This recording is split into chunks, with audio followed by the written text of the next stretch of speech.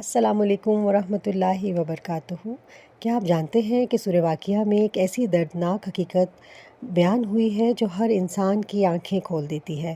وہ دن جب نہ مال کام آئے گا، نہ رشتہ دار، نہ دنیا کی شان و شوکت، صرف اعمال انسان کے ساتھ ہوں گے۔ آئیے قرآن کی روشنی میں اس حقیقت کو سمجھتے ہیں۔ اللہ تعالیٰ سورہ واقعہ کے آغاز میں فرماتے ہیں، جب وہ ہونے والی قیامت واقعہ ہو جائے گی تو اس کے واقعہ ہونے کو کوئی جھٹلانے والا نہ ہوگا۔ سورہ واقعہ آیت نمبر 1۔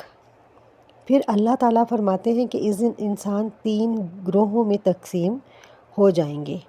السابقون، اللہ کے مقرب بندے۔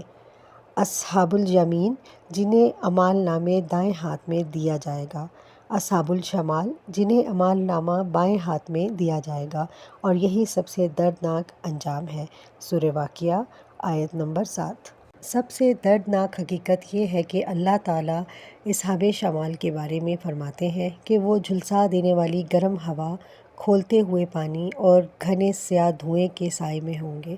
سورہ واقعہ آیت نمبر 41۔ قرآن بتاتا ہے کہ دنیا میں وہ لوگ گناہوں پر اصرار کرتے تھے، اس لیے آخرت میں سخت انجام ان کا انتظار کر رہا ہوگا۔